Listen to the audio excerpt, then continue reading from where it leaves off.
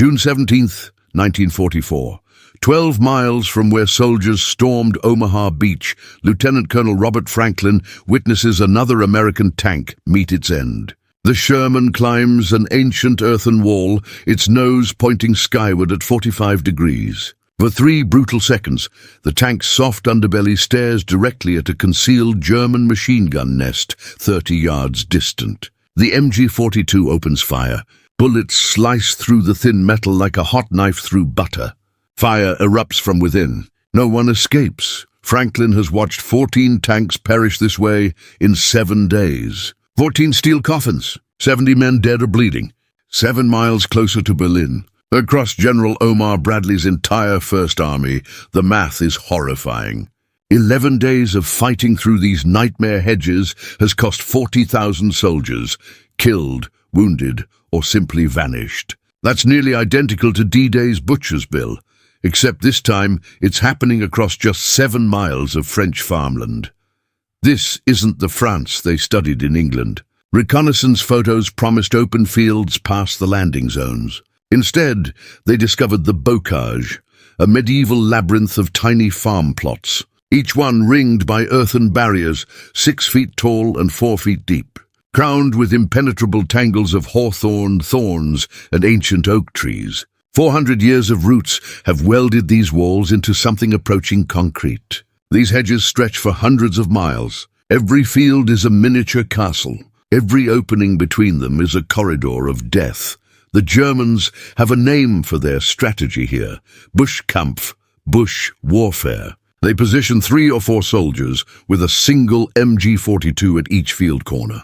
American infantry push forward into the narrow openings, and the Germans simply wait. Once the Americans are exposed, the machine guns harvest them. When American tanks attempt to climb over the hedges, Panzerfaust rockets streak from hidden positions. When shot, 1 dead tank. Franklin doesn't know it yet, but 12 miles south, a 29-year-old former taxi driver from Cranford, New Jersey, is observing the same slaughter. He's a sergeant in a reconnaissance unit, a man without an engineering degree, without any military education beyond boot camp, and absolutely zero authority to tamper with army equipment. He's about to do something his commanders will call sabotage. He's about to rescue the entire Normandy operation. His name is Curtis Grub Coulin III, and his unauthorized welding experiment is about to rewrite the rules of warfare. The Bocage nightmare doesn't catch everyone by surprise. French resistance members attempted to sound the alarm. "The Bocage will become your graveyard," one liaison officer warned in March 1944. Intelligence officers waved him off. Yes, the aerial photos showed field divisions, but nothing that seemed impossible to cross. They're simply hedges, after all, except they're not simply anything. First Army learns this lesson written in blood. Each hedgerow is a fortress 4 centuries in the making. Norman farmers constructed these walls to separate properties and contain animals, mounding dirt into ridges and planting them with dense, hostile vegetation.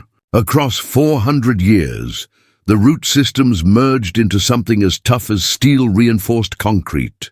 Each field measures roughly 200 yards on a side.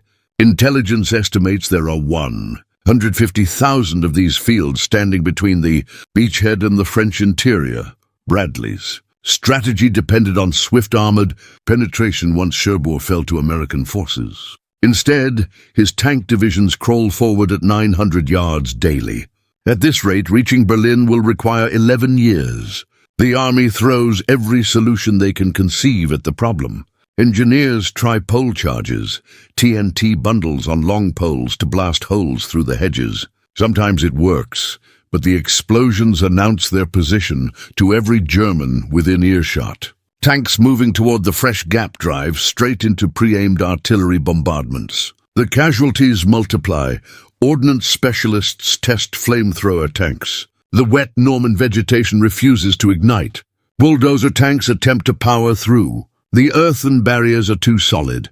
The bulldozers get stuck, transforming into stationary targets. Some tank commanders attempt the brute force approach, ramming the hedge at maximum speed. The Sherman's transmission screams. The treads lose grip. The tank rides up the wall, tilts dangerously backward. exposes its vulnerable belly and dies. Every single attempt ends the same way.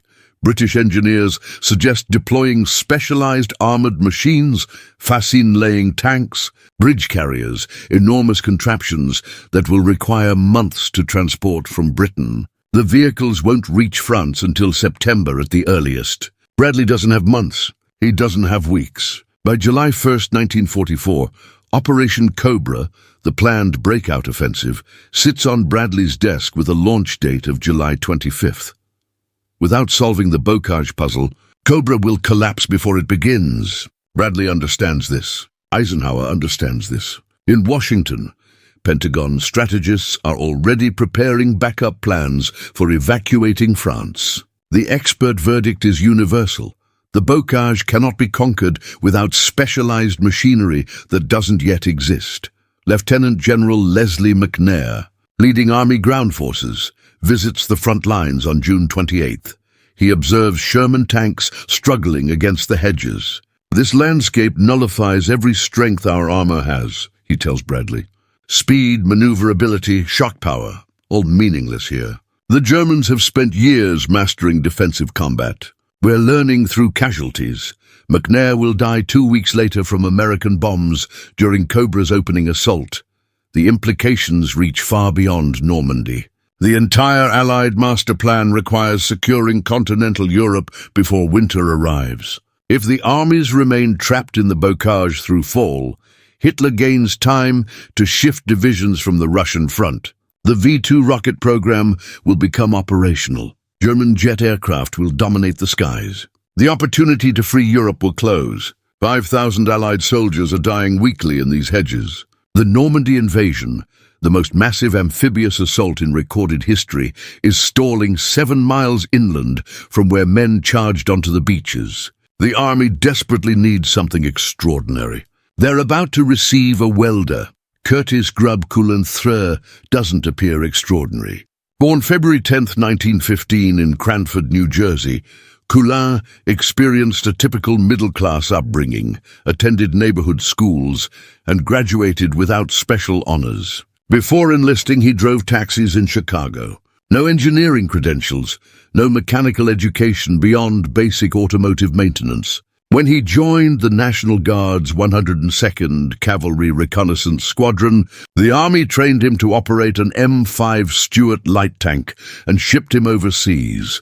He's a sergeant within the strict military chain of command. That means following orders, maintaining machinery, and staying silent when officers make plans. He definitely doesn't redesign military hardware. Coulin's squadron arrives in Normandy on June 7, 1944, one day after D-Day. Within 48 hours, they're engaged in Bocage combat. Coulin witnesses the same nightmare every sergeant is seeing. Tanks being destroyed, infantry being massacred, progress measured in yards each day. But Coulin perceives something the planners miss. He sees the problem through a mechanic's eyes, not a tactician's. On June 29, 1944, Coulin's patrol takes shelter behind a Sherman that just absorbed an 88mm shell through the turret. While waiting for German artillery to shift targets, Coulin examines the wreckage surrounding him.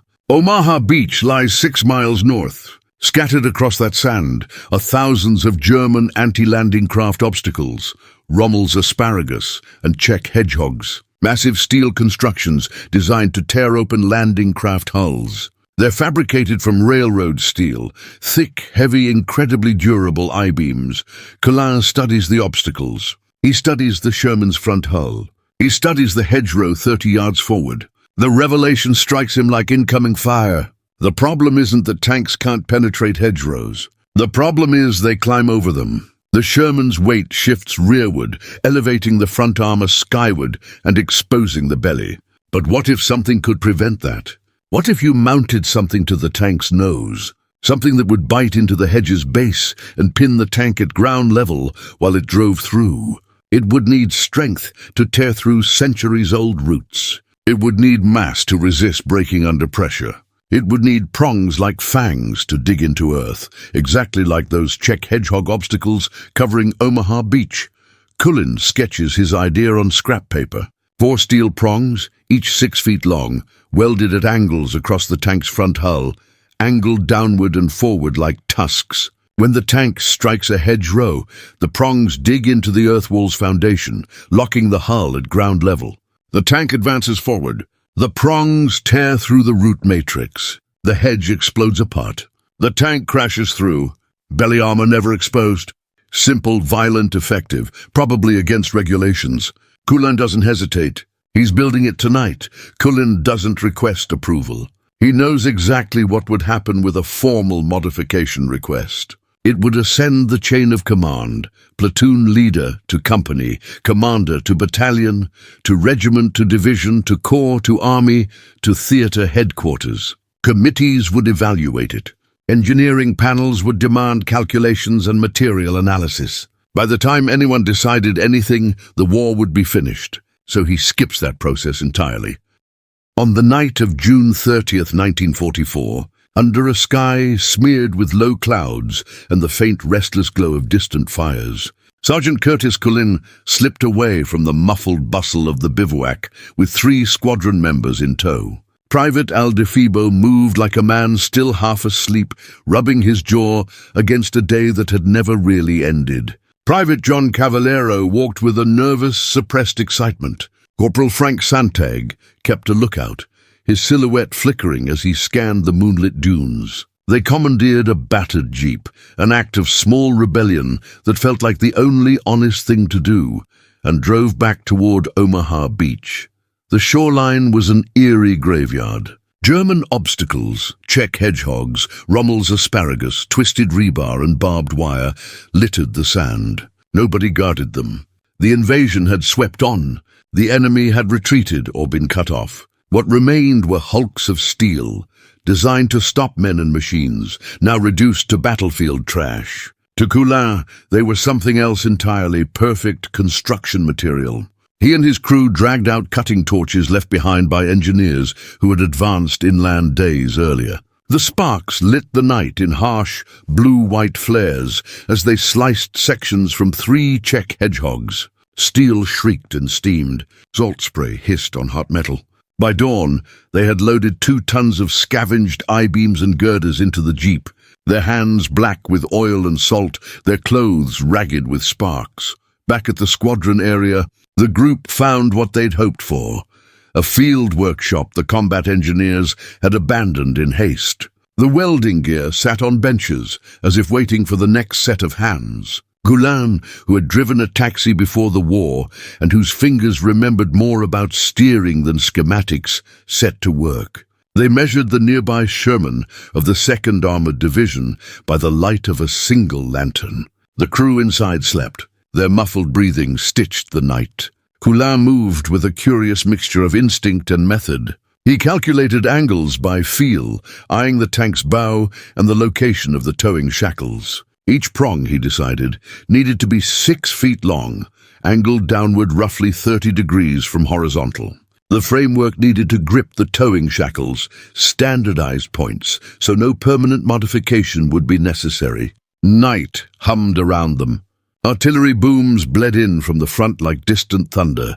The cutting torches carved the I-beams. The welds were rough, ugly, wads of molten metal quickly cooled by the salt air, but they fused like stubborn promises. The men worked through darkness, their breaths clouding and catching on the lantern light, hands blistered and precise. By 4 a.m. on July 1st, they had fashioned a prototype that looked like something dreamed up in the Middle Ages and welded into the modern world. Prongs and braces bending out like the jaw of some iron beast. Coulin stood back, weary and quietly proud, the crude outline catching the first hint of dawn. That morning, Coulin approached the Sherman's crew chief, Staff Sergeant William Frazier, with the contraption slung over his shoulder. Frazier, a man whose face had been carved by months of combat, blinked awake and stared. "I built something," Coulin said simply. The words were small but heavy. Frazier's gaze swept the device, as if measuring its possible betrayal. "What the hell is that?" he asked. "Hedgerow cutter," Coulin answered. Frazier barked a laugh that contained grief and fatigue. "Did Ordnance approve this?" Coulin shook his head. "No. Did anyone approve this?" "No." Frazier looked at the contraption, at Coulin, and then back toward the eastern hedgerows where tanks had been ambushed and shredded. He remembered yesterday. The company had lost 3 tanks in 60 minutes, their crews killed or maimed in a matter of heartbeats. He thought of men he'd eaten with, laughed with. He thought of their faces in the morning. Bolted on, Frazier decided. Installation took 11 minutes. Men worked with purpose, sweat on their upper lips, the metal biting at the morning air. Frazier started the engine. The Sherman growled, an animal waking. 50 yards south stood a hedgerow. Typical Norman Bocage, a 6-foot wall of earth and roots, a natural fortification with a backbone as old as the farms themselves. Frazier aimed, revved and charged. The prongs met soil, roots and buried history. The tank did not climb and expose its belly armor. Never more than 6 inches lifted. Instead, it plowed. Roots screamed under steel as the I-beams bit and ripped, chunks of earth and hedgerow exploding outward in a raw, gritty spectacle. In 4 seconds, the Sherman was through. Frazier reversed and charged again. 4 seconds, again, 4 seconds. Each pass was a small, miraculous erasure of the obstacle that had cost so many lives. Word spread fast. Within minutes, the bivouac thrummed with voices. By an hour, 30 tank crews crowded the crude contraption, pressing close, fingers on cold steel, eyes wide. One captain, half amused and half aghast, pronounced, "That is illegal field modification of military equipment." Coulin nodded without flourish. "Yes, sir. That's going to get you court-martialed." Coulin's shrug was honest. "Probably, sir." The captain paused, looking from the device to the men around him and back again. "How many can you manufacture by tomorrow?" he asked. The question balanced between incredulity and hope. Major General Ernest Harmon, commanding the 2nd Armored Division, learned of Coulin's device on July the 2nd, 1944. His reaction was a textbook of military propriety, anger and incredulity. An enlisted man had altered armored vehicles without authorization, used salvaged enemy material without paperwork, and performed field tests with no safety procedures, violations under dozens of Army regulations. He imagined the paperwork, the reprimands, the cascade of blame. Then Harmon observed a demonstration. He watched a Sherman charge and tear a hedge apart in 4 seconds, watched the tank emerge intact, belly armor safe, engine rasping and crew alive. The demonstration was a cold, pragmatic thing, success in physics and violence. Harmon ordered his maintenance battalion to construct 12 more devices immediately. By July 5th, all 12 were mounted and tested. Success rate 100%. That same day, news of the invention reached higher echelons. General Omar Bradley, commander of 1st Army, had been awake for 36 hours, directing men and material in frantic preparation for Operation Cobra, exhausted, stretched thin, and acutely aware that the Bocage remained a strategic chokehold. Bradley accepted an urgent invitation to observe. Harmon intercepted him near division headquarters and led him to a clearing near Marigny. 50 officers, battalion commanders, regimental staff, ordnance experts stood in a tense semicircle, conversation low and urgent. The demonstration remained intentionally circumspect. Harmon had kept it quiet until a suitable audience could witness the truth. Sergeant Coulin stood beside a Sherman, his posture awkward in the glare of attention. Bradley stared at the prongs welded to the nose of the tank, then at Coulin. "What am I looking at?" he asked. Coulin, plain-spoken and uneasy in front of generals, explained a hedgerow cutting device made of salvaged steel mounted on towing shackles, enabling tanks to penetrate Bocage without exposing vulnerable belly armor. Bradley's question, whose idea was this, was met with Coulin's quiet confession. "Mine, sir." Laughter broke out among some officers when Coulin admitted he had been a taxi driver before the war. It was a small, derisive effervescence. Bradley's look silenced them instantly. 3 hedgerows were prepared. The first a standard Norman wall, the second the same, the third reinforced with concertina wire and buried mines. Frazier drove. First hedge, 4 seconds. Second hedge, 4 seconds. Third hedge, wired and mined, shuddered under impact as the prongs shredded wire and detonations popped harmlessly against the Sherman's frontal armor. Coulin and the men watched while Bradley measured what he saw against the tally of lives lost, the calculus of strategy and timing. When Bradley turned toward the officers, he did so with a tired, hard clarity. "Why?" he asked. "Did I learn about this from a division commander instead of Army ordnance? Why didn't my engineers inform me this was possible?" The ordnance colonel, an engineer by training and temperament, protested. The device had not undergone proper tests. There were no stress calculations, no verified weld integrity, and the risks to vehicles and crews were unknown. Bradley listened. Harmon and the colonel argued. Harmon with urgency about immediate survival, the colonel with principles about method and safety. The argument erupted and then faded as Bradley raised his hand. "Sergeant Coulin," he said, the pause loaded. "How long to manufacture one of these?" "Depends on welding equipment and staff," Coulin replied. "With proper staffing, maybe 2 hours per unit." Bradley, thinking of 3,000 tanks in First Army and 40,000 casualties already, calculated quietly. He looked at the hedgerow behind the Sherman and at the men who had designed the crude solution. "I want 500 of these devices built by July 25th, he ordered. "Use every welder, every maintenance battalion, every machine shop in First Army. Strip beach obstacles from Omaha and Utah. I don't care if they're attractive. I care if they function." The ordnance colonel tried one more time to insist on procedure. Bradley cut him off. Then, in a brief turn that would determine history's rough shape, Bradley authorized Coulin with a battlefield commendation, an act of pragmatic mercy that made rule-following subordinate to saving lives. It was a moment where leadership bent toward consequence rather than process, where the weight of men in the line outstripped the comfort of regulations. What followed was an industrial scramble. Between July 14th and July 24th, maintenance companies across First Army received orders to construct hedgerow cutting devices. Combat engineers returned to the invasion beaches with cutting torches, systematically harvesting Czech hedgehogs and Rommel's asparagus, turning instruments of defense into tools of mobility. Ordnance trucks groaned inland under loads of salvaged I-beams. Field workshops burned blue with torchlight around the clock. Welders, from unshaven privates to seasoned tech sergeants, worked in frantic shifts. The night sky above the camps glowed orange from the constant arc of welding torches. Like a man-made aurora born of necessity, the devices, officially named Coulin hedgerow cutting assemblies and colloquially christened Rhino tanks, were ugly and uncompromising. Each weighed about 600 pounds and could be mounted to a Sherman's towing shackles in under 15 minutes, making the conversion reversible and fast. They did not improve the tank's armor or boost its speed. They did one thing decisively: opened the landscape. By July 24th, exactly 492 Shermans, roughly 60% of First Army's force, had been fitted. It wasn't every tank, but it was enough.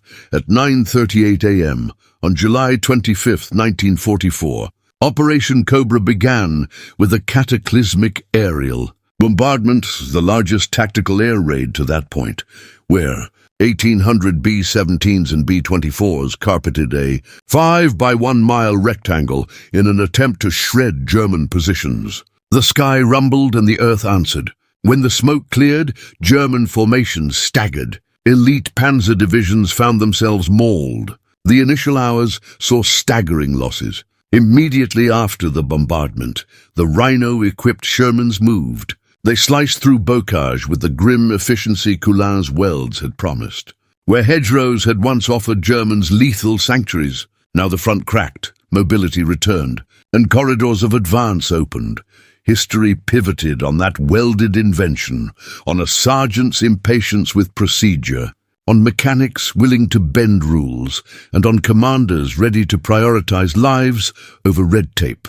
The hedgerow cutters did not win the war by themselves, but they broke a tactical stalemate and saved countless men from the slow attrition that had haunted the advance through Normandy. In the end, the crude, ugly, and effective prongs welded in a field workshop by a handful of exhausted soldiers became a symbol of improvisation, of grit, and of how small acts of defiance against bureaucracy sometimes turn the tide when lives are at stake. Lieutenant Colonel Robert Franklin, the same officer who had stood 3 weeks earlier and watched 14 tanks die in the Bocage, led the 3rd Battalion, 41st Armoured Infantry Regiment into the assault sector near Marigny, France. The morning air tasted of churned earth and spent cordite. Hedgerows rose like fossilized walls across the countryside. Franklin's battalion numbered 23 Sherman tanks. 17 of them wore the crude, newly minted Coulin devices bolted to their noses. The difference between the machines with and without those welded prongs would in a few hours read like a change in weather. Franklin filed his after-action report on July 27th with clinical precision, a commander recording what the men already knew in their bones. He wrote, "At 1:40 p.m., lead elements encountered the first hedgerow line south of Marigny. Rhino-equipped Shermans penetrated all obstacles within 6 minutes, suffering 0 casualties. Conventional Shermans attempting the same maneuver sustained 4 vehicles damaged or destroyed by anti-tank fire, when climbing hedgerow walls exposed belly armor. Rhino effectiveness, 100%. The words on the page were stark. Beneath them lay the sound of engines and the smell of diesel and the sudden bright business of survival.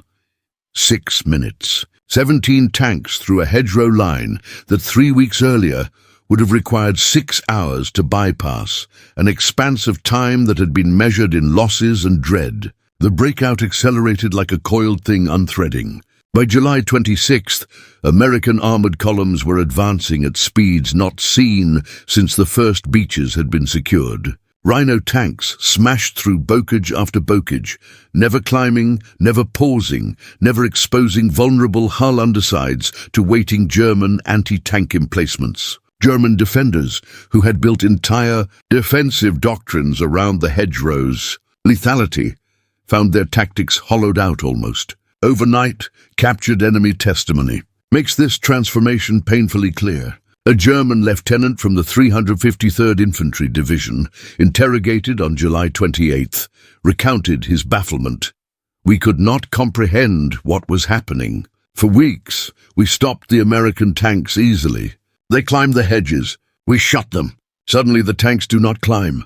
They come through the walls like charging bulls. We fired Panzerfaust at them. The rockets struck the front armor. The tanks did not care. They kept coming. We could not stop them. It was like fighting demons."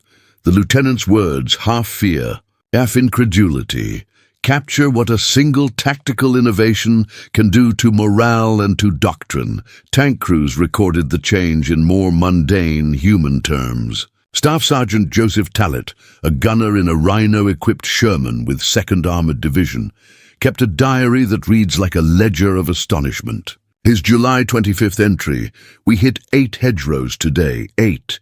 Before Coulin's gadget, 1 hedgerow could consume all afternoon and cost half the platoon. Today, we punched through 8 in 4 hours. It's like driving through snowdrifts, resistance for a moment, then explosion of vegetation, then clear. We're unstoppable now." Read that entry, and you hear the mixture of disbelief and relief, soldiers finally able to do their job with fewer losses, the simple human joy of not being trapped. The numbers corroborate the diaries and reports. Before the Coulin device, average advance rate 900 yards per day. Tank loss rate 4.2 tanks per mile of advance. Casualty rate 847 soldiers per day in 1st Army from June 15th, July 10th. After the Coulin device, average advance rate leaped to 4,300 yards per day. Tank loss rate fell to 0.8 tanks per mile of advance. Casualty rate dropped to 312 soldiers per day. 1st Army, July 25th to August 5th. These are not abstract statistics. They are measured lives, metal, and time. An 81% reduction in tank losses and an increase in mobility by 378%. Conservative Pentagon estimates compiled in September 1944 attributed roughly 10,000 American lives saved to the breakout facilitated by the Coulin device during Operation Cobra alone. The strategic consequences were immediate and sweeping. Operation Cobra shattered German defensive cohesion. By July 31st, American armored columns reached Avranches, 30 miles from the invasion beaches, a distance that, at pre-Coulin rates, would have taken months to achieve. General George Patton's Third Army poured through the gap with the kind of momentum armies live for. A seam opened, forces flowed, and the long, grinding attrition became a rapid roll-up of territory. The German High Command responded with alarm. Field Marshal Günther von Kluge, commanding Army Group B, sent a desperate message to Hitler on August 1st. The enemy's new tank modifications render Bocage defense impossible. Request immediate authorization to withdraw to prepared positions on the Seine. Current defensive lines cannot hold. Hitler refused. He ordered Operation Lüttich, a counterattack aimed at recapturing Avranches and slicing off the American spearhead. The offensive launched on August 7th, but met Rhino tanks head-on. Within 48 hours, the German counteroffensive collapsed. Wehrmacht losses included 12,000 casualties, 344 tanks destroyed, and 7 divisions rendered combat ineffective. What had been a 7-week stalemate in Normandy ended in 3 weeks once the Rhino tanks were widely deployed. By August 25, 1944, Paris was liberated. By September 3rd, Brussels fell. By September 11th, American patrols crossed into Germany. The European war still had months to run, but the strategic trajectory shifted irreversibly. The Allies now had mobility and a continental foothold. Hitler's Fortress Europe showed cracked lines. In the mathematical churn of war, a sergeant's welded prongs changed timelines. Pause for the human angle. This massive outcome, movement measured in cities and armies, traces back to one man who refused to accept that halted progress and bloodshed were the only answers. Not a general, not a think tank, not an industrial program, but Sergeant Curtis Grub Coulin III, who welded his solution in a field workshop and on borrowed steel. The script of history is full of anonymous improvisations. This one altered the calculus for tens of thousands. The public record followed. The Army awarded Coulin the Legion of Merit on August 15, 1944. The citation acknowledged his exceptionally meritorious conduct and credited his ingenuity and initiative with materially contributing to combat success in Bocage terrain. General Dwight Eisenhower mentioned the hedgerow cutter in a letter to General George Marshall on August 23rd. The device is a simple invention, but it gave a tremendous boost to morale throughout the Army. It proved once again that individual American ingenuity can solve problems that stump formal planning staffs. Such official recognition honored the act, while also admitting a truth militaries often resist: that field expedience can sometimes trump doctrine. Coulin himself shunned the spotlight. Reporters wanting interviews in August 1944 found him taciturn. War Department PR officers hoped to feature him in newsreels and posters, but he refused. "I was doing my job," he told squadron mates, and that was the end of it for him. Fate, however, can be indifferent to modesty. On October 2nd, 1944, fighting in the Hürtgen forest, an unforgiving, shell-torn landscape near the German border, Coulin's reconnaissance patrol triggered a mine. Shrapnel severed his left leg below the knee. Medics saved his life, but his combat days were over. He was evacuated to England, and then home to the United States. Curtis Coulin returned to civilian life in Cranford, New Jersey. He married in 1945 and took work as a sales representative for Shenley Industries. He rarely spoke of hedgerow cutters or battlefields. Friends and neighbors knew him as a modest man who had once driven a cab and now sold spirits for a living. Local reporters tried again to tell his story. He declined. He died of a heart attack on November 20th, 1963, at 48. The New York Times published a brief 4-paragraph obituary. Many neighbors never learned the full measure of his wartime impact. Memory, however, is a strange and patient thing. In 1987, Cranford unveiled a memorial plaque in Coulin's honor outside the municipal building. In 2009, during the Army's Year of the NCO observance, military historians rediscovered and amplified his story. The National Museum of the United States Army later included a Rhino tank in its collection, with an exhibit explaining how improvised field modifications had turned the Bocage from a death trap into traversable countryside. Military engineering doctrine preserved the principle. The Coulin example endures as a case study in using available materials and blind courage to solve tactical problems. Special operations units cite it as a lesson in rapid adaptation. The Rhino tanks themselves were dismantled and scrapped after the war. The hedgerow problem was a regional condition tied to Normandy's unique landscape. Yet the concept, the idea that a simple improvised attachment could negate a defensive advantage, lives on in doctrine and memory. Each year around Operation Cobra's anniversary, veterans gather at the National D-Day Memorial in Bedford, Virginia. Among them are men who rode Rhino tanks and watched hedgerows fall as if cut by lightning. Private First Class Robert Hamill of the 2nd Armored Division said in a 2003 interview, "We didn't know Coulin's name until after the war. We just called them Rhino tanks. But I'm 91 years old now, and I'm only here because of what that sergeant built. A lot of us are only here because of him. He saved thousands of lives. He deserves to be remembered. He deserves to be famous. History should know his name. Curtis Grub Coulin III, sergeant, cab driver, welder, broke a tactical trap with forbidden ingenuity and salvaged steel. His story is a reminder that great changes sometimes arrive in small, defiant acts, a hand reaching for a torch, a few hours of work under a lantern, a leader willing to accept an unauthorized fix because the alternative was slaughter. The hedgerow cutter didn't win the war by itself, but it enabled the lives and movements that did. Remember Curtis Coulin. Remember that courage does not always wear uniform rank. Remember that invention does not require permission. Sometimes the most consequential weapon in war is not drawn on any blueprint, but welded, stubbornly, by a sergeant who refused to watch his brothers die. If you want more stories of individual courage that changed history, hit that like button and share this video. We need to remember these names. Curtis Coulin deserves to be as famous as Patton. Let's make that happen.